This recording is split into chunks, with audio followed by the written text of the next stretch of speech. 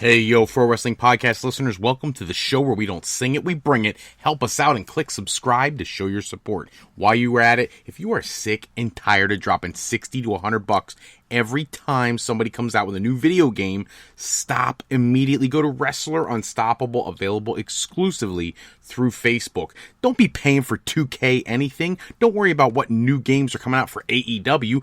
Go for the one that's free on Facebook. Create your wrestler, sign contracts, get involved in storylines, headline pay-per-views, even build your own corporation from the ground up, all included in Wrestler Unstoppable, available now to all Facebook users, totally free. If you want to become a member of the Pro Wrestling Podcast family, you want your name in the shoutouts like our good buddy Mike in Lansdale, then make sure you go to our Patreon page at patreon.com/Fro Wrestling Podcast today and sign up so you can get involved in our loyalty rewards program.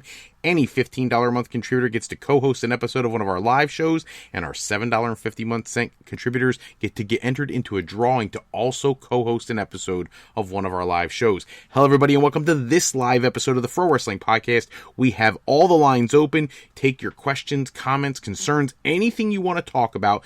Get in on the show right now. The Pro Wrestling Sound Off line, 267-642-1160 is where you can text us, or in the most efficient way is use the chat function in whatever streaming service you're using right now to listen to the show and send us your comments. Make sure you tell us who you are so we can give you credit for your questions and get yourself to be a part of the show. Don't forget to head over to our homepage at frowrestling.com so you can preview all the topics that are coming to our future shows. It's a great way to come up with the questions, the things you want us to talk about, because let's face it, we don't want to sit here and just talk at you. We want to talk with you. We want to get you guys involved in the show, and the best way to do that, know what we're going to talk about, see what we're missing. Is there a topic out there in pro wrestling that we're totally not getting? If you want to talk about it, let me know, okay? Tonight, this has been a huge week for pro wrestling. WWE has kind of had a groundbreaking shakeup this week. We're going to address that. There are a few other tidbits that we need to get to. Best in the World, Ring of Honor's big show is taking place right now, and there's already been some huge news coming out of that show, and all sorts of other things. Will Ospreay's in the news this week, Samoa Joe, all kinds of fun stuff. We're going to get started with the big news, which was WWE announcing that Paul Heyman is now the lead creative force on Monday Night Raw, and that Eric Bischoff is back in WWE as the creative force in the SmackDown brand. They are the executive directors of creative. They report directly to Vince McMahon. Now listen, I want to give you some my gut reactions. I think at first I was like, oh my God, this is awesome. And then I thought about it for a moment. The key phrase in the announcement of these positions and these hires is that they report directly to Vince McMahon. And therein lies half the problem. Now, before we go any further with this, I just want to address the rumor that it's out there by a few of the news outlets that Triple H was offered to take over SmackDown, but he had to maintain his role with NXT, and that he turned that down. Various news sites, whether it's Pro Wrestling Insider, Cage Side Seats, all of them have refuted that, disputed that report right now. That apparently is not the case. They had earmarked Paul Heyman for SmackDown, apparently going back several months, but they feel that Eric Bischoff's previous experience dealing with big network executives is why he's better suited for the SmackDown brand. Quite frankly, I don't care which brand either of them is on. My initial thought was this is a great thing. Now, I've had a couple minutes to let this sink in, a couple days, and I've been thinking about this, and the reality of the situation is this. Paul Heyman, when running ECW, ran an incredibly interesting program. His biggest flaw was he couldn't manage his money. Well, he doesn't have to worry about that in WWE. They have people that do that for him. All he has to worry about now is steering the ship. And let's be honest, he has been working in the last year or so with Brock Lesnar, with Ronda Rousey. Right now he's working with Aleister Black and various other superstars over the last few years to try to really make programs that work. He worked with Alexa Bliss. He worked with Goldberg, the people who were challenging his main consultants. So he has been doing a lot with the creative team to begin with for the last couple years, but now he's going to get the opportunity to really have a chance to right the ship on Raw. Let's be honest.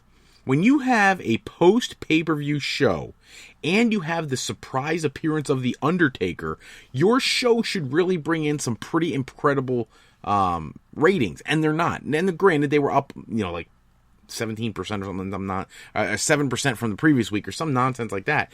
But that's not enough. We're still talking about a show that used to do during the Monday Night Wars. You were talking about 7, 8, 9 million people, but now we're talking about well past the wars. We're talking about maybe on a good week 4 or 5 million people only a couple years ago.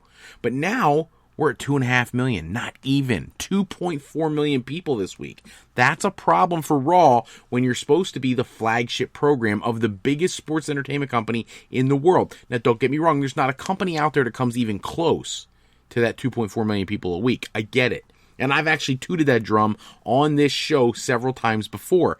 The reality, though, is, can Paul Heyman's creativity mesh with the PG-13 desired outcome that WWE has had lately? Now, you know, a few weeks ago they talked about how they were going to plan on doing 2 hours of PG-13 and the third hour of Raw was going to start getting a little more edgy. Well, now with Paul Heyman at the helm, they really need to think about, listen, we're a publicly traded company, yes, but there are many publicly traded companies that do things that are questionable when it comes to entertainment. This is an entertainment company now. It's not just about being a wrestling company anymore. It's an entertainment company. There's nobody going to sell all their stock in major motion picture companies or in major network television groups whenever they put on a TV show that has too much violence in it. There isn't.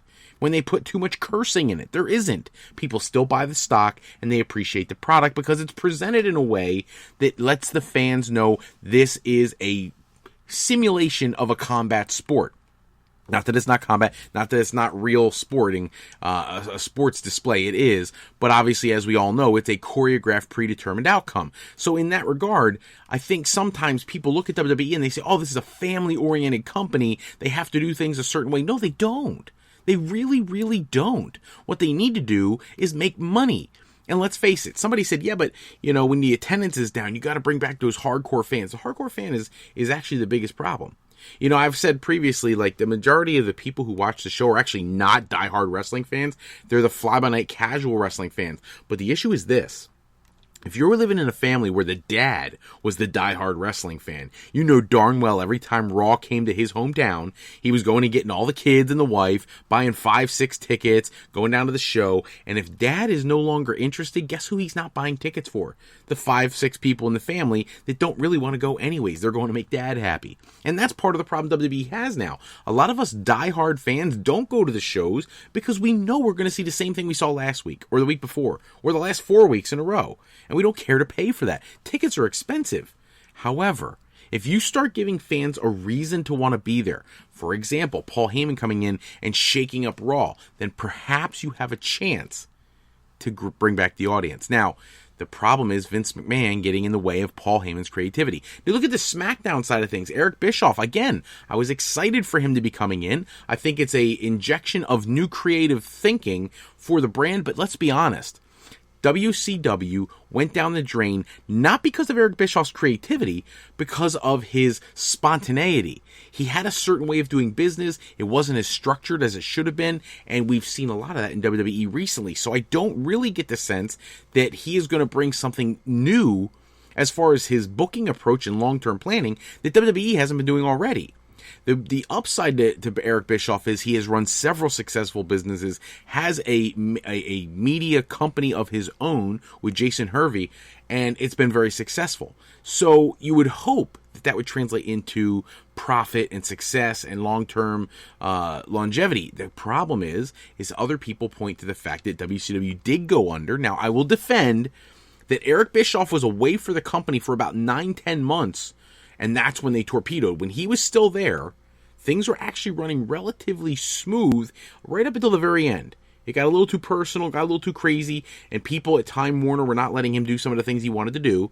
So they let him go, and that's when they had the huge influx from, oh my gosh, what the heck is his name right now? Jim Cornette's favorite guy to pick on. I'm blanking on his name. I can see his face in my head. Wow.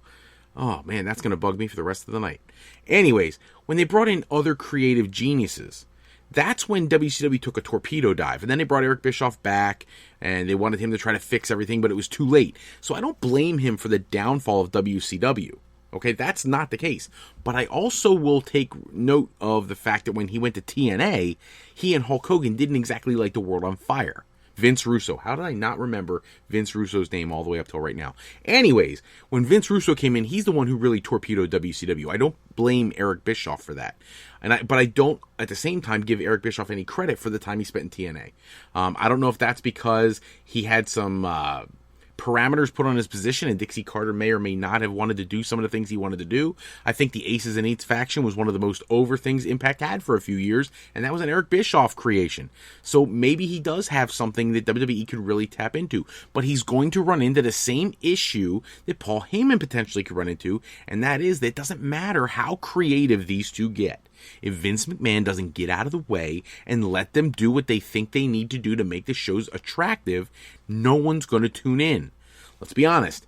If you tell me that this week on Raw we're going to see a match between Baron Corbin and Seth Rollins, that's what's coming for Raw this week. Now, I don't know if they'll put it on as a dark match or if it'll actually be on the show, but it's advertised.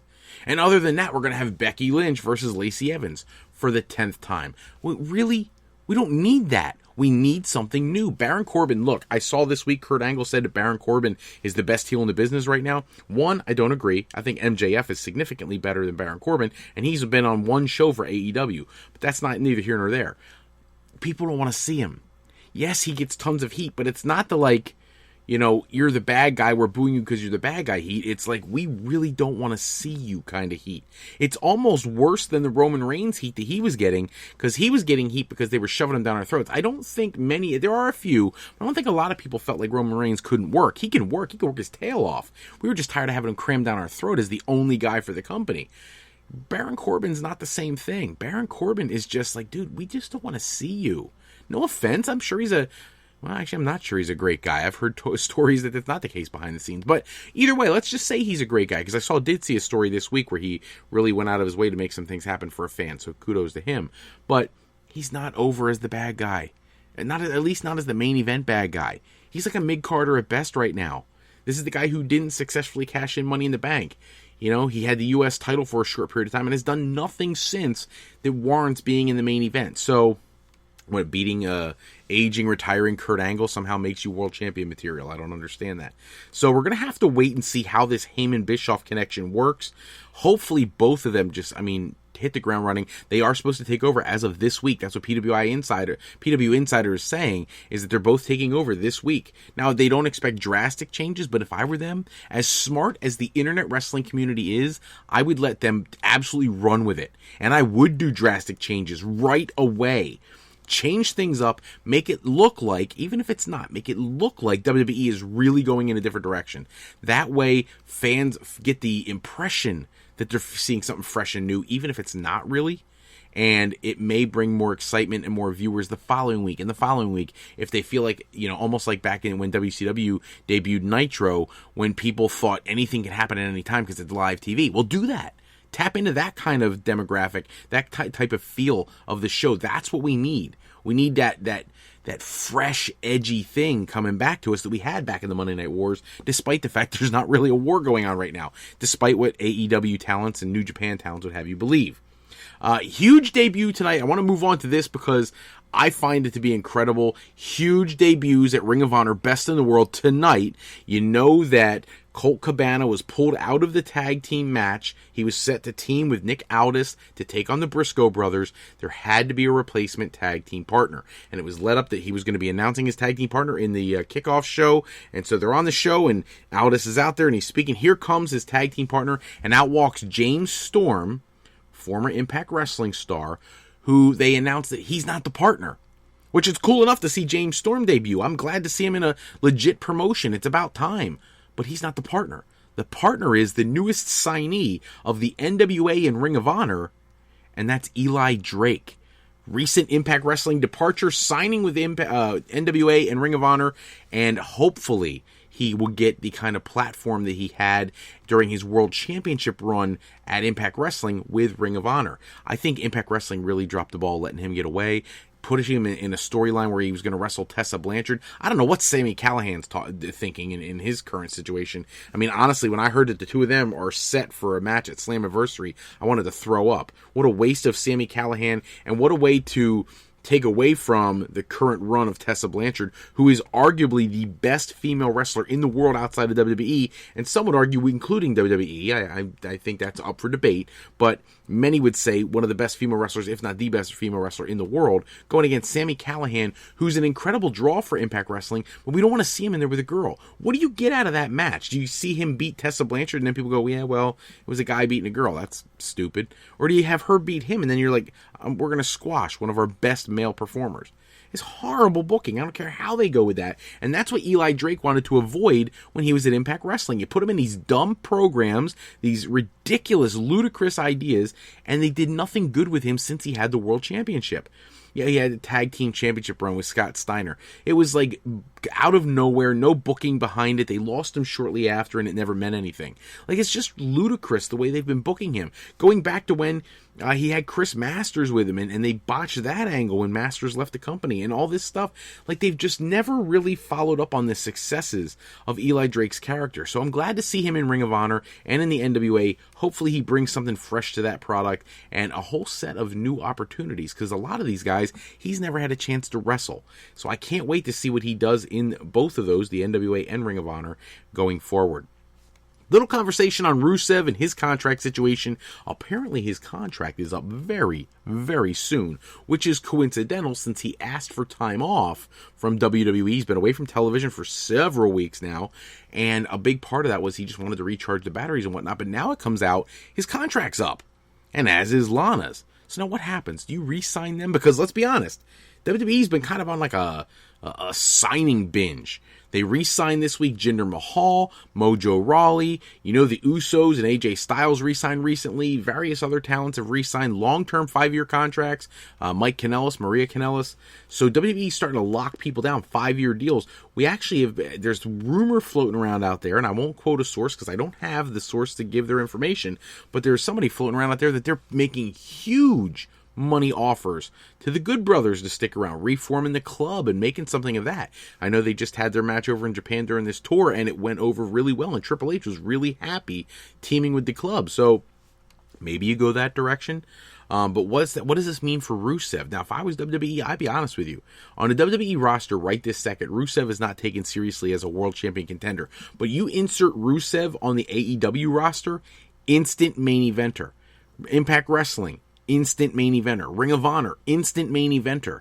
Do you really want to give somebody a brand new main event? Look, WWE screwed up already. When Brian Cage was out there, they should have signed him. Big bucks. Okay? When you have other people like Michael Elgin out there, big bucks. Bring them in. Matt Taven, if his contract came up, somebody better swoop in and sign him. And Ring of Honor better not ever let him get away. Jay Lethal signed a 2-year deal back in December. When that comes due in a year and a half, somebody better be giving that guy some big money, because WWE or AEW is going to swoop in and try to sign them. You got to retain your talent and you got to pay your talent. WWE is starting to really figure that out. When you're a multi-billion dollar corporation and you're not paying your talents at a substantial increase, of course they're going to look elsewhere. When you're not going to give them the workload they're looking for, of course they're going to go elsewhere. Which, speaking of the workload thing, I do want to get into this. The Will Ospreay, Seth Rollins Twitter war that's been going on all week. I saw today that Will Ospreay on Twitter released a new t-shirt inspired by his Twitter war with Seth Rollins, and which is incredible. Go on his Twitter page. Order one. They're at Pro Wrestling Tees right now. They're like $20, $25. Awesome t-shirt. But I love that the two have banter going back and forth. The only problem I have is he has said repeatedly he has no interest in ever coming to WWE. Well, that's a problem, because that's a match I want to see. I want to see Ospreay versus Seth Rollins. That would be incredible. But they've been going to war because Seth Rollins, put out a comment about, best wrestling matches and best wrestler in the world, and nobody does what I do as often as I do, blah, blah, blah. Really hyping himself up. Now, I'm just going to be honest with you. He's right in a couple regards. One, nobody wrestles the number of dates that Seth Rollins does right now. Nobody. And that's what he said. He didn't give one parameter. He gave multiple. That parameter alone, he is right. Now, Will Ospreay came out and was debating with him. He's like, I'm alive. And nobody alive does this. And he says, I'm alive. The reality of the situation is, Will Ospreay wrestles 200 to 250 days a year. That's his words, not mine, in an interview he did earlier today. Okay? So if he's wrestling 200 to 250, that's 50 to 100 less dates than Seth Rollins is wrestling. So Rollins is correct. In addition, when was the last time you saw a bad match out of Seth Rollins? Pretty much never. Even with Baron Corbin, he finds a way to put on a good match. Now, Will Ospreay, I'll make the same argument. You won't see a bad match from Will Ospreay. You just won't. So it's a draw there. You could pretty much go down the list of claims by Seth Rollins over the course of this Twitter feud, and they're all a draw. And Will Ospreay doesn't mind pointing that out. You know, Seth Rollins called him little man. He's like, dude, I'm the same size as you. He brought in Ricochet to the conversation. And Will Ospreay was like, why are you bringing somebody else into this? You know, I get all that, and that's fine banter back and forth. And I think the two of them, Will Ospreay alluded to having great respect for Seth Rollins, and I believe that Seth Rollins has great respect for him. But the reality of the situation is the original statement by Seth Rollins about nobody does this as often as I do, as well as I do, blah, blah, blah. The as often as I do is a key component of his statement, and that is not up for debate. He does. So right now, I don't care what Will Ospreay does in New Japan. Yes, his championship is very prestigious, has a great lineage. He was making fun of the prestige of the Universal title versus the IWGP Junior Heavyweight Championship. You're right, the Junior Championship has a much longer lineage. Doesn't make it more prestigious just because some incredible people have held the title.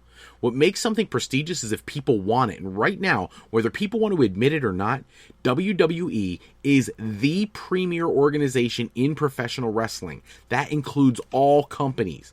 If you took every drop of talent outside WWE and made one giant family company, they still don't have the roster WWE has. WWE just screws up and doesn't know how to book their people. But when it comes down to talent for talent, nobody has the depth of roster WWE has. They just book them terribly. So, when you look at this, what is prestigious? How does it become prestigious? Is it because the fans think it's big? Because I'll tell you right now, this is directly to Will Ospreay. No one in the United States, very limited people in the United States, care about the IWGP Junior Heavyweight Championship. They really don't. I do, because I'm a diehard. A lot of the people listening to my show are because they're diehard fans. If they weren't, they wouldn't be listening to this show. They'd be listening to WWE.com. If you listen to this show, you're a diehard fan. So the people listening and tuning in right now, and I'm directing this at you guys, please let me know if you really just don't care about the IWGP Junior Heavyweight Championship. Send me a comment. Put a comment on YouTube or send me a message through the ProWrestling.com. But the truth of the matter is this. What makes something prestigious is when everybody wants it. And let's be honest right now, real honest. WWE is where the majority of pro wrestling talent wants to go. I promise you right now, when AEW was forming, had WWE gone to Kenny Omega, the Young Bucks, and said, listen, we'll pay you $10 million a year for 5 years, every one of them would have signed and they would not have done All Elite Wrestling. They didn't. They gave them $1 million or $2 million offers, $3 million offers. That's not going to get the deal done. But if they would have given them $10 million, they'd have gone to WWE because money talks and they're the biggest company in the world. So, and Kenny Omega and the Young Bucks have been very upfront and said that they really very much did consider WWE as an option. So that just proves what I'm saying. It's not about AEW's the best, this, that, and the other. No. WWE is the best there is.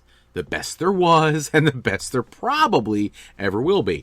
But the reality of the situation is that these people who complain and they compare, you can't compare New Japan to WWE. New Japan just ventured into the United States. WWE's been in Japan for 30 years, 40 years.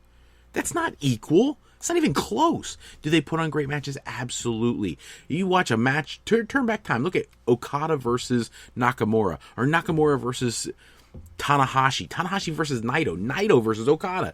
You know, any of those. Yes, they're incredible.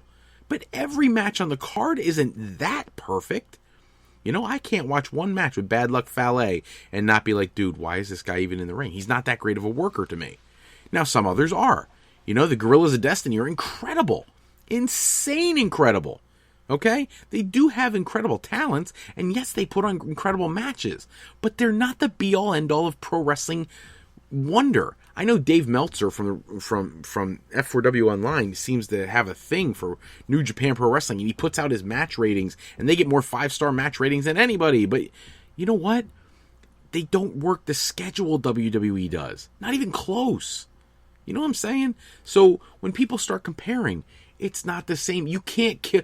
They always talk about how Japan is like such a hard-hitting style. You can't beat the living snot out of each other 365 days a year and not have problems with injuries and everything else. WWE does that, and they have injury problems. No wonder their programming tanks every now and again. They always have people out to injury. So whatever way you cut it, WWE is the alpha company.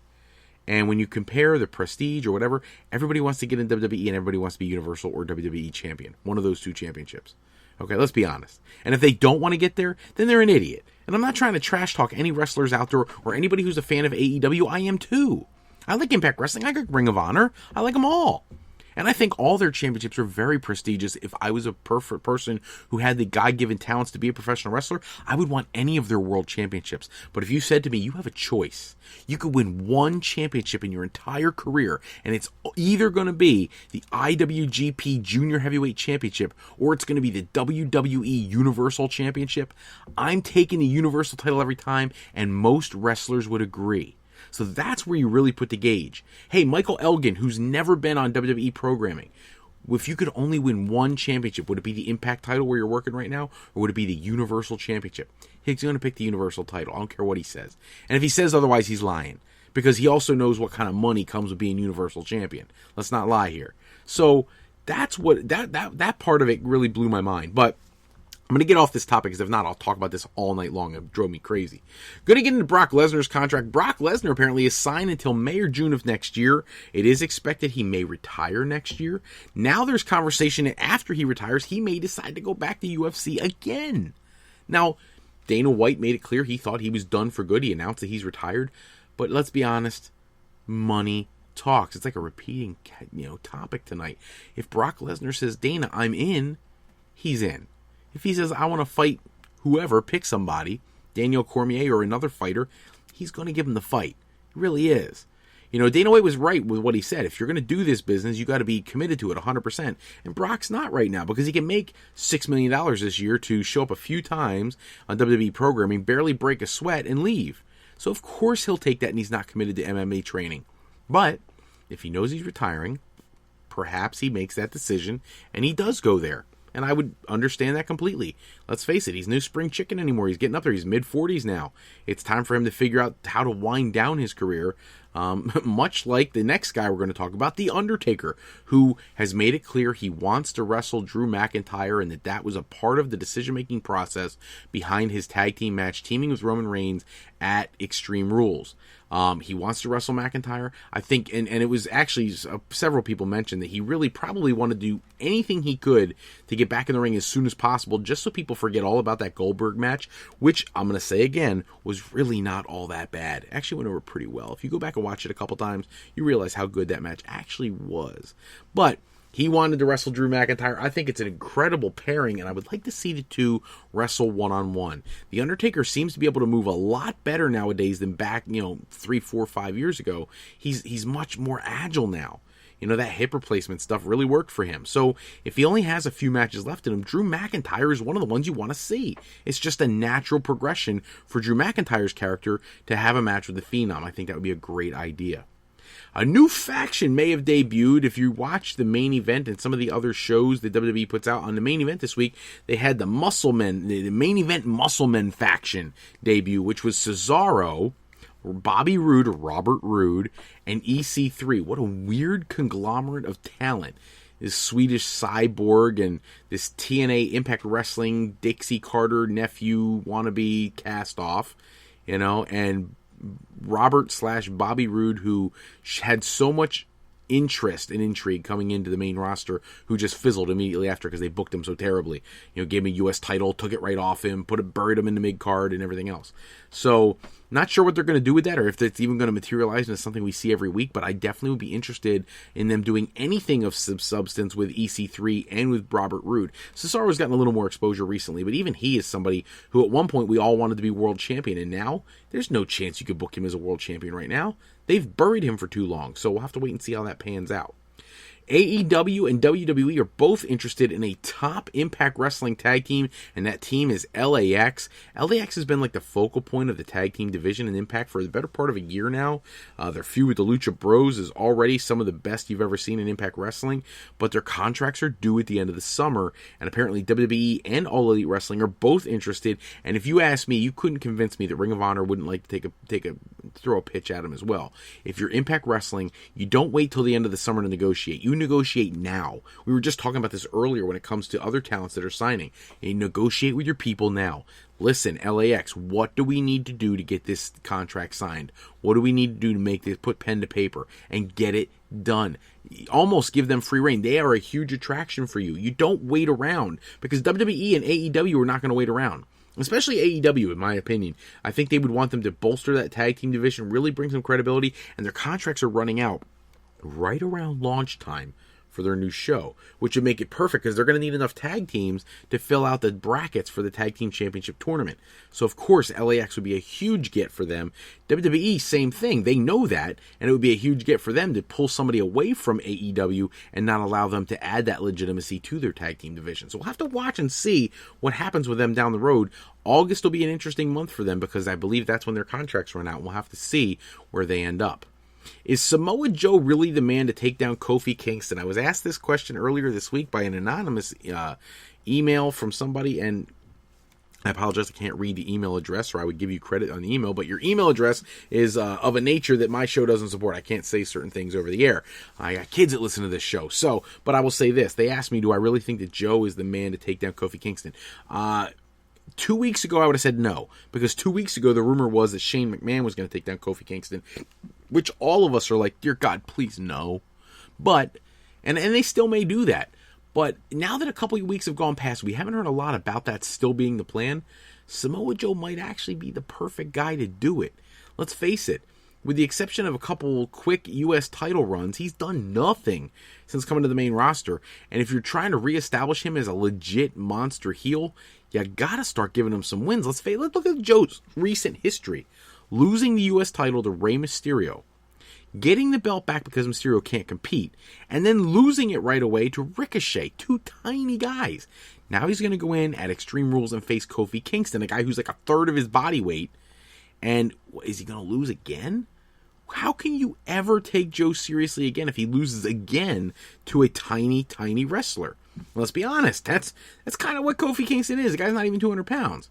So we'll have to keep our eye on that. But I'm feeling like this might be it. This might be the guy they put the belt on to end Kofi Kingston's emotional roller coaster reign. And that might be the deal.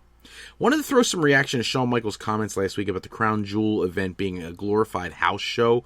And I take a little bit of issue with that. And anybody who knows me knows I'm a diehard Shawn Michaels fanatic. But I have a little bit of a problem with this because, let's be honest, if you're doing a house show, he has always stuck by, I'm not coming out of retirement out of respect for The Undertaker, respect for the business, respect to my word, to my family. I'm not coming out. And then you come out of retirement for what you consider to be a glorified house show? What does that say about the legacy that you've been spitting about for the last 10 years? You can't do that. If that's the case, if you came out of retirement for this crappy house show and you really want to maintain the credibility you've had all these years about your sticking to your retirement guns, then you have to come out one more time.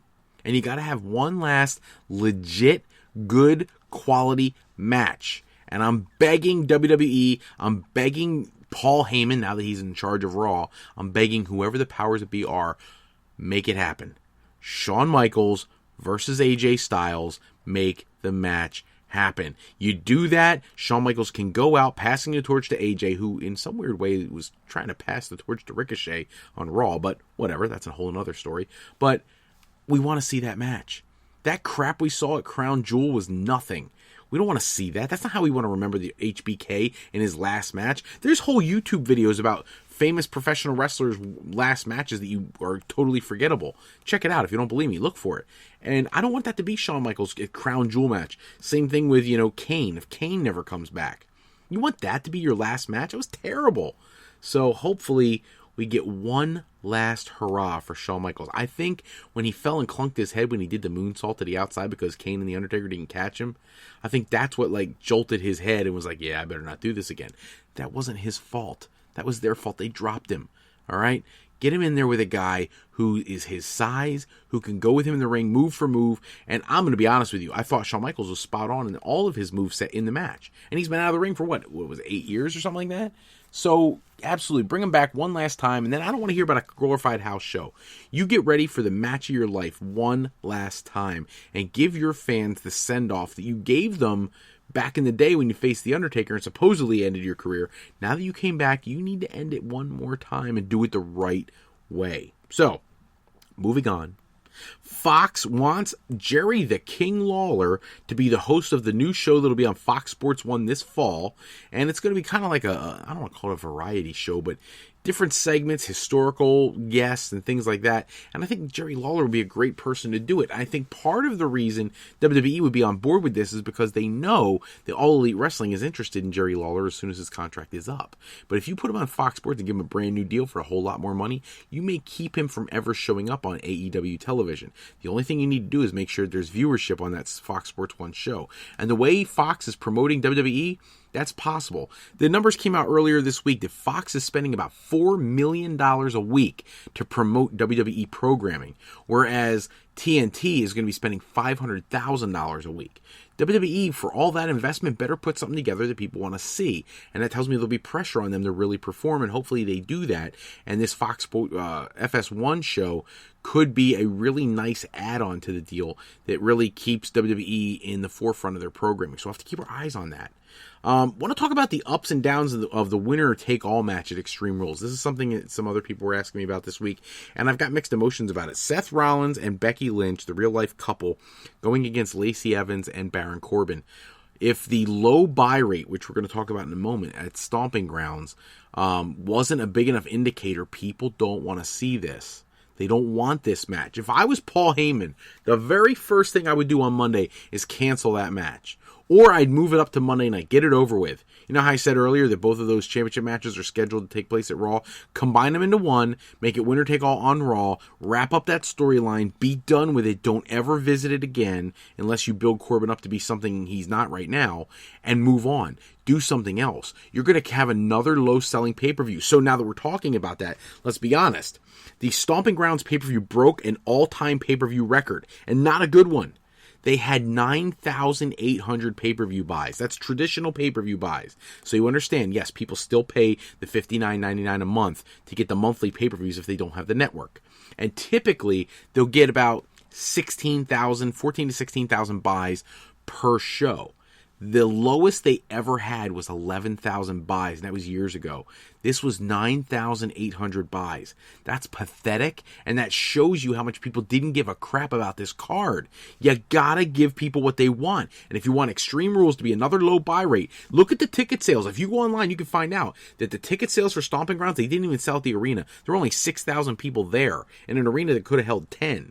When it comes to Extreme Rules, right now it looks like they're gonna have about 8,000 people in an arena that could hold 10 to 12.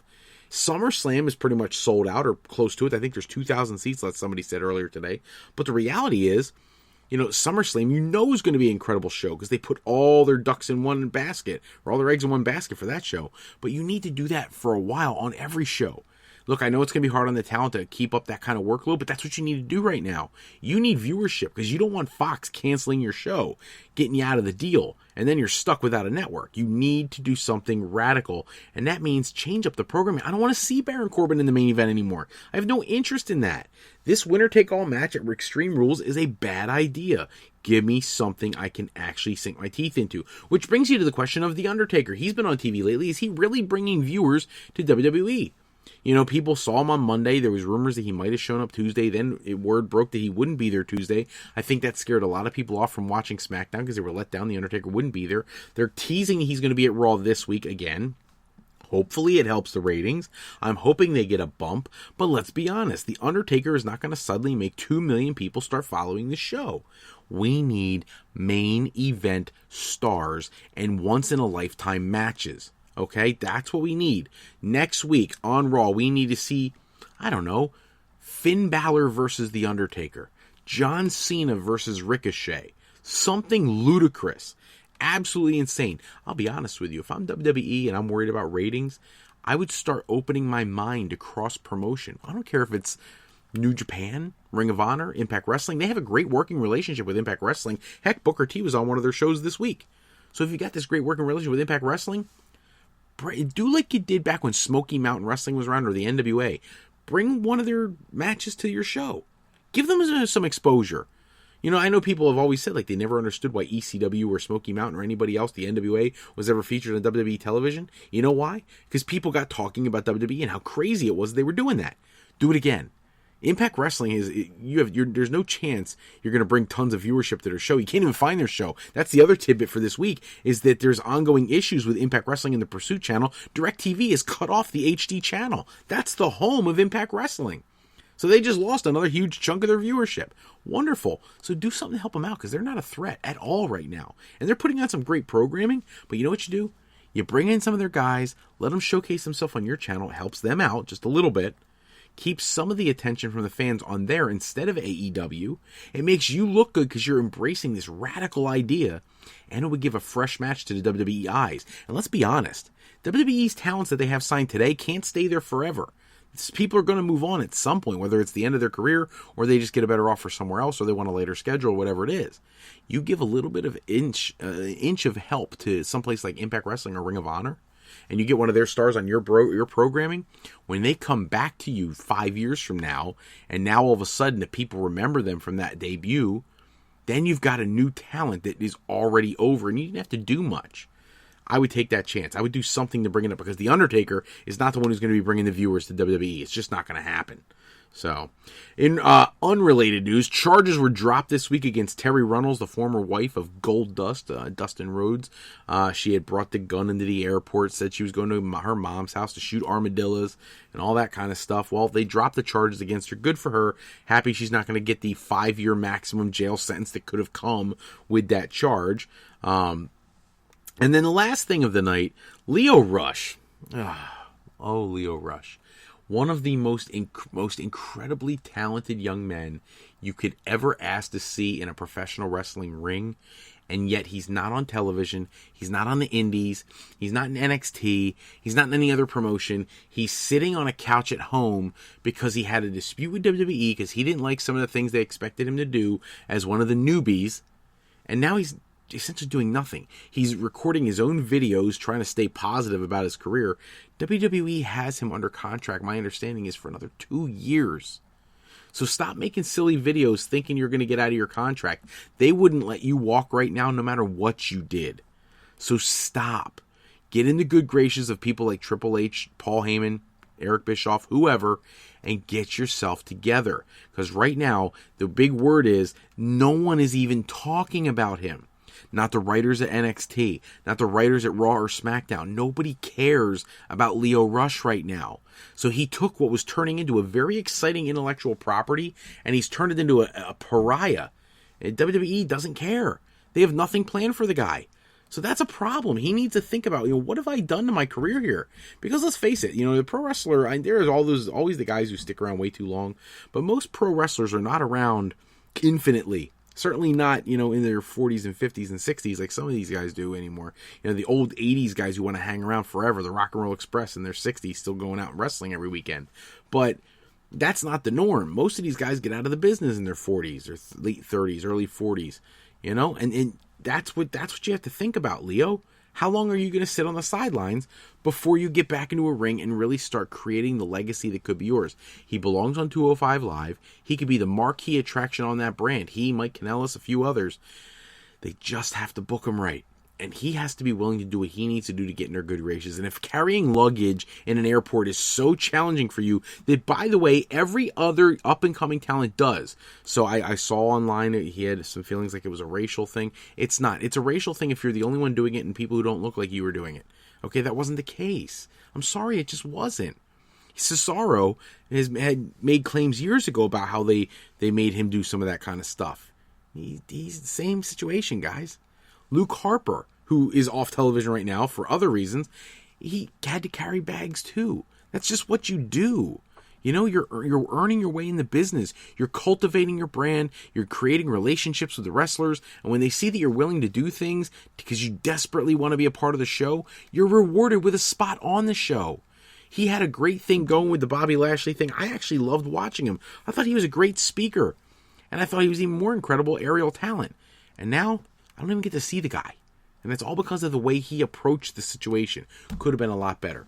That's all the time we have for this episode. Check back with us next episode. We'll run down the latest wrestling news and rumors. Special thanks, as always, go out to bensound.com and purpleplanet.com. They produce any of the music and sound effects we use in our shows. Today's podcast sponsored in part by Beazle Games. Bringing a new friend to family game night is easy with sketchy people. Showcase your artistic side in this game from Beazle Games by going to frowrestling.com and clicking the icon in the middle of the screen to pick up your copy today. And to alleyrepair.com. Contact Alley Repair today for servicing of all your classic skee-ball, pinball, and arcade game needs. If you're looking for your next career move, you're considering college, university life, or you just need some formal training for your next career decision, go to our website at frolifeplanning.com for all your higher education needs, as Fro Life educational planning is for today, for tomorrow, and for life with Fro Life. I'm Fred Froelich, better known as Mr. Fro. I want to thank you so much for taking a few moments with us tonight. If you're looking for more wrestling news and rumors, you gotta check out www.tsj101sports.com for their latest articles on the world of pro wrestling. Check out my blog, Infro's Corner, at frowrestling.com. And if you're looking for some independent wrestling action in your area, go to my indie events tab at the top of the page at frowrestling.com and check out a show coming to you in your area. Until next time, everybody, take care, have a great night, and make sure you checked out the end of Ring of Honor's Best in the World going on right now. Incredible things going on that show. Take care, everybody. Have a great night. See you next time.